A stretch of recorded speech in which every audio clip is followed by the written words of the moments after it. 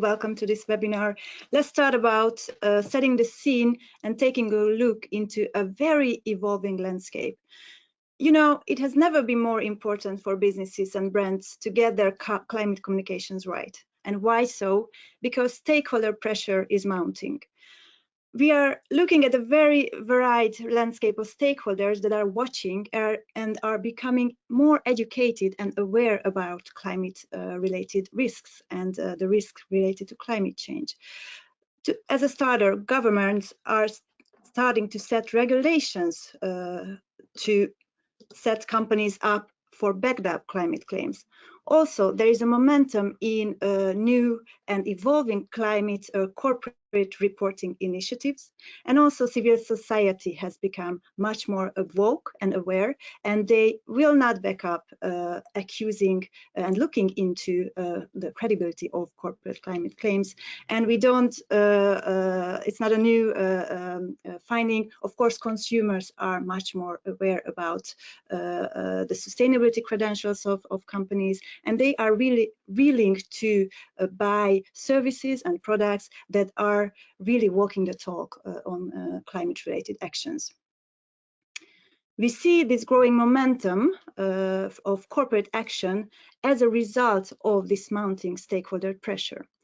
And last year in 2021, we have done another research, where Southpol was really interested in finding what is driving that corporate climate momentum.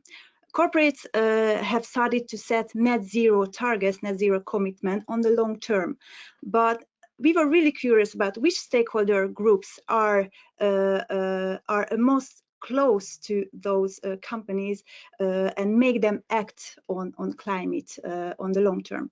And our net zero research found that consumer pressure is the biggest one that makes companies set net zero targets as of today.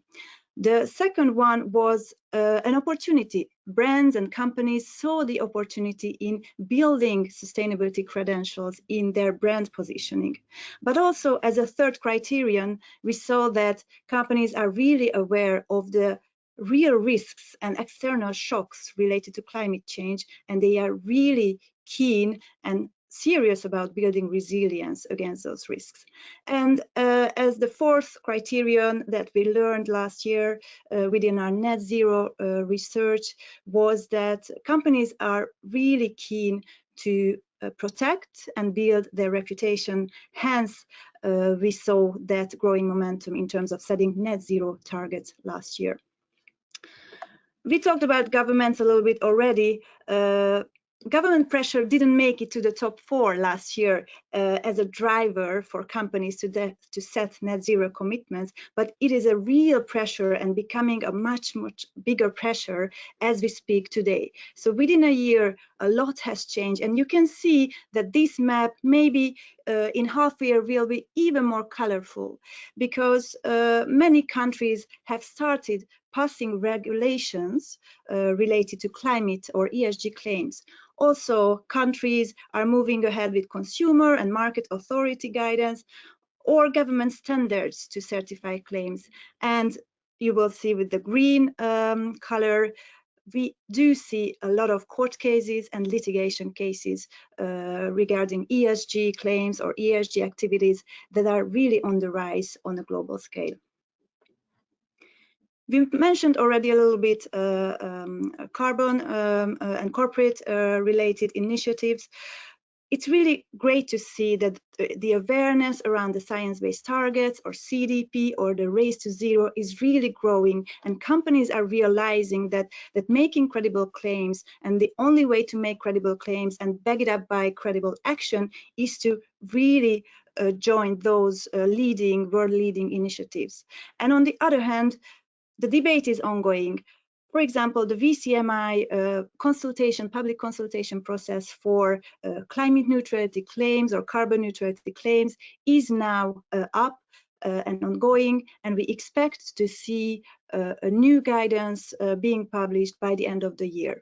Or just to mention another example, the ISO carbon neutrality protocol is being also developed and discussed, and by the end of next year we will see new guidance from that perspective. And South Pole is monitoring those evolutions from a very close angle. We are part of those public consultation and expert groups to shape really the future of climate-related claims.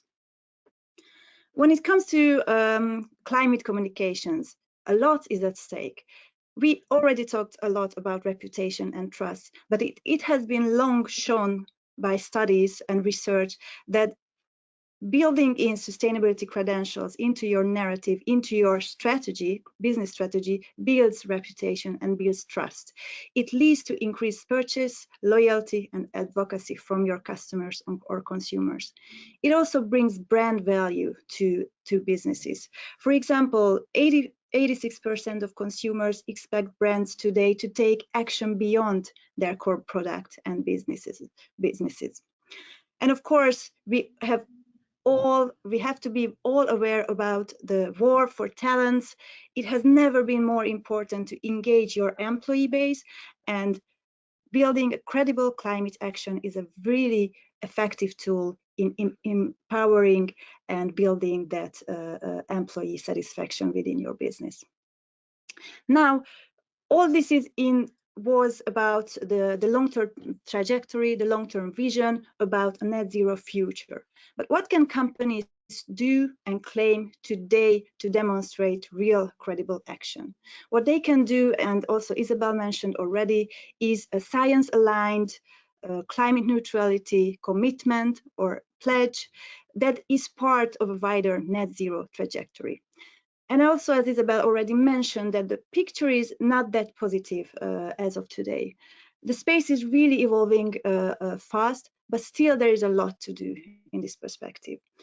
Out of those 60,000 companies, as mentioned, only a handful have set carbon neutrality targets.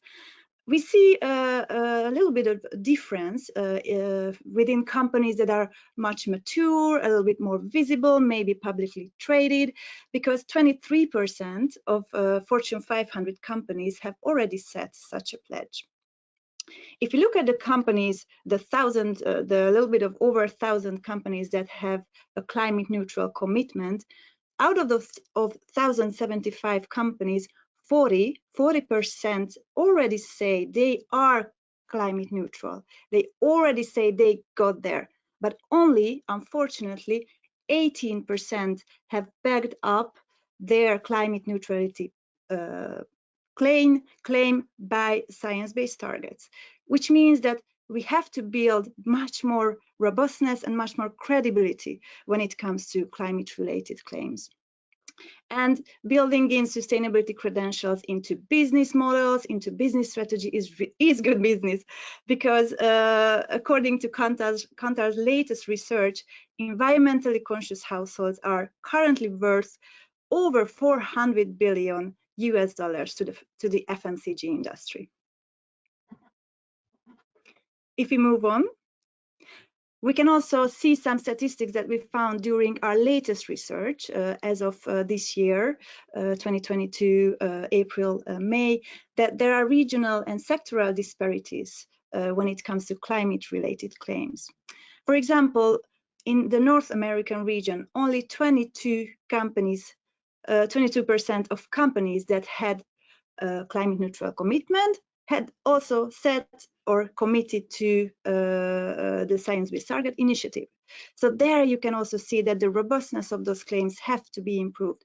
And even, shockingly enough, in France, Belgium, and Luxembourg, in that region, where greenwashing can result in serious fines and accusations, only 50% of the companies that had climate neutrality claims also committed to the Science-Based Target Initiatives, which means only 50% of the companies have put their climate neutrality commitment into a wider science-aligned net zero journey. what we can see is that as companies are visible to end consumers, or they are really in direct contact with their customers, they are more likely to set climate neutral commitments. And you can see that, for example, in the FMCG sector, 25% of companies have set such a commitment, which is outstanding and which is #1 compared to the other sectors. And we have to also talk about the laggers. The energy, the financial and transportation sectors still need to set science-based targets if they want to back up credibly their climate neutral claims. But how to do that? This is the main question, right? So first, we have to set strong foundations. We have to walk the talk. And then the first step in getting there is to figure out what you can and cannot say. And it is really simple. Talk about what you really do and level up your ambition. So building that really solid and strong climate action foundation is basically means that you earn the right to communicate about it. It doesn't mean that climate-related claims or communication in the climate space is without risks. There are risks on the way. For example, our research showed that conversations and discussions and in general awareness has grown significantly in the past 1 and 2 years. For example, the topic of greenwashing is really out there in media, and last year, for example, it was peaking around COP26, which also demonstrates the fact that those high profile events really drive awareness and really build education among consumers and stakeholders, and the world is getting really aware around how to measure credible claims and communication. And we already talked about the fines and court cases. Data shows that in the past 5 years, the number of court cases have doubled. So countries, NGOs, consumer protection bodies are moving ahead to take companies accountable for their claims. At South Pole, we are working along with clients to help them develop credible claims, and we have a relatively easy framework of doing that. We always advise for our clients and companies to champion 4 things. First of all, they have to champion transparency. They have to avoid vagueness at all costs. They have to be very robust and transparent on reporting and disclose how they back up their climate-related commitments. They also have to become and demonstrate accountability towards their climate-related commitments.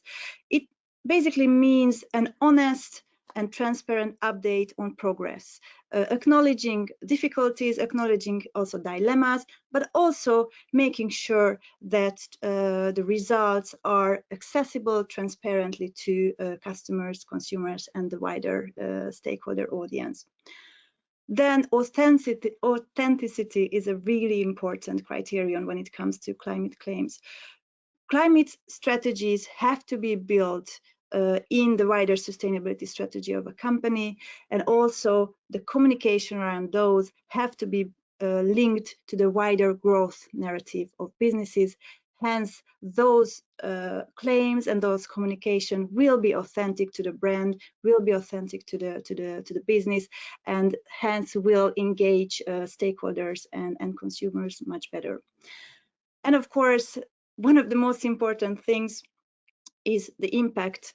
Don't show, tell, walk the talk, and think about the impact you make with your climate action.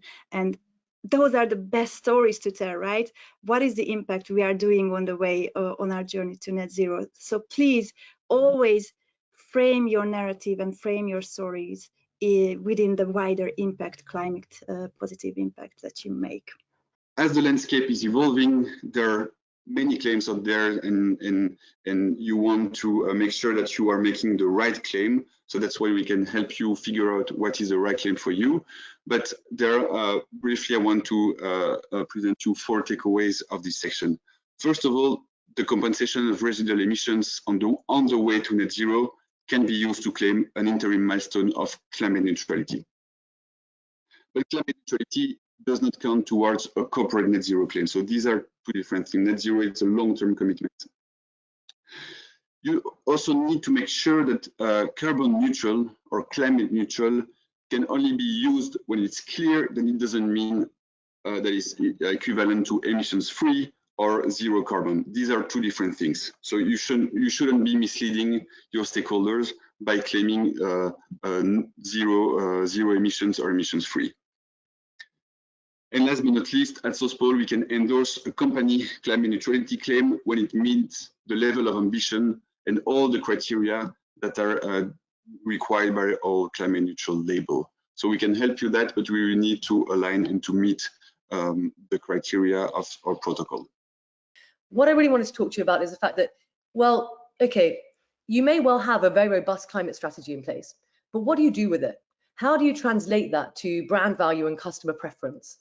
For us, the only way really to make your climate plan a reality and to really benefit from it in terms of that translation to brand value is to bring on board all the humans you need to deliver it. You know, really having something on paper without a lot of people who are engaged and onboarded and tooled up to help you deliver it, it's not going to happen. So for us, it's this piece that really helps you to make it happen. In terms of what stakeholders we're talking about, it really goes all the way from sort of top down, bottom up leadership, your employee base, your investors, suppliers, media as a conduit to a lot of those audiences, and customers. When we talk about each of those different audiences, they all have a very specific role to play in the decarbonisation journey. So if we look at it from a decarbonisation perspective and we look at your scope 1, scope 2 and scope 3 emissions and all of the kind of mechanisms and mechanics that are involved in that decarbonisation journey, every single one of these things involves a human being.